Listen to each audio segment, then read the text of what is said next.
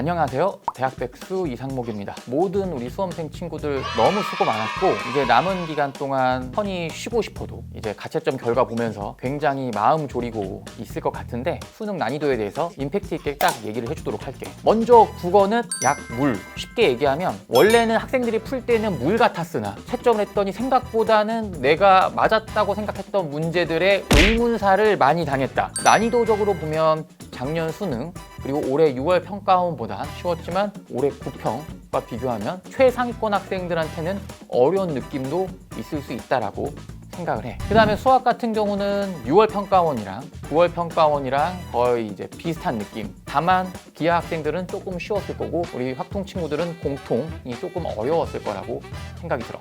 영어 같은 경우는 약불. 아무래도 올해 9월 평가원 때 영어가 워낙 쉽게 나왔다 보니 충분히 예상이 가능했지만 그래도 우리 학생들 많이 틀렸던 게 어디야? 듣기에서 많이 틀렸잖아. 듣기에서 틀리면서 멘탈이 조금 나간 친구들이 있다. 평소에는 1등급을 잘 유지했던 친구들이 영어 듣기 때문에 2등급 맞은 친구들도 있다. 교차 지원을 막기 위해서 이 탐구의 난이도가 조금 어렵게 낼 수도 있다고 생각을 했는데 역시 사탐이 불로 나왔지. 특히 윤리 과목인 생활과 윤리, 윤리와 사상, 그리고 경제, 정치와 법, 사회문화가 완전히 불로 나왔고 특히 사회문화 같은 경우는 정답률이 3%였던 진짜 극악의 문제까지 나오게 되었어. 이 정답률 3%의 의미를 생각을 해보면 정말 문제가 어려우면 애들이 다 전부 못 풀 테니까 정답률이 다 20%, 20%, 20%, 20%, 20% 이렇게 나와야 정상인데 이건 3%가 나왔다?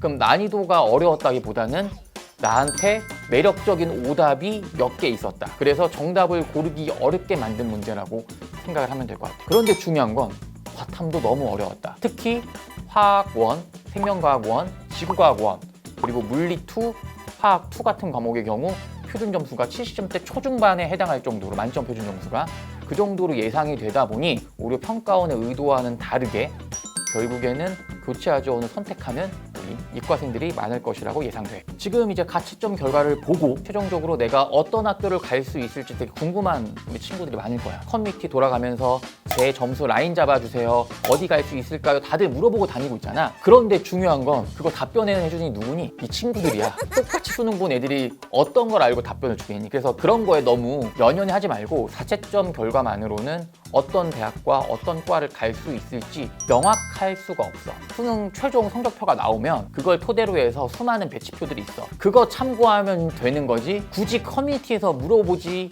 않았으면 좋겠어. 최종적으로 수능 성적표 나오기 전까지는 좀 기다리면 될 것 같아. 이번에 그 가채점 결과를 보니까 최상위권 층들이 조금 특정 점수대에 밀집되어 있다. 그러다 보니까 특정 대학교 원서 쓸 때 어떤 과를 써야 될지에 대한 눈치 싸움도 굉장히 극심할 것으로 예상되니까 실제 점수가 나올 때까지는 기다렸으면 좋겠어. 우리 친구들 수능 보느라 다들 수고 많았고 앞으로 정시 원서를 쓸 때까지 궁금한 게 되게 많을 거야. 그래서 그런 궁금한 것들 댓글로 남겨주면 그거에 맞춰서 영상 만들어 줄 테니까 꼭 댓글 그리고 구독, 좋아요 꼭 눌러주길 바래.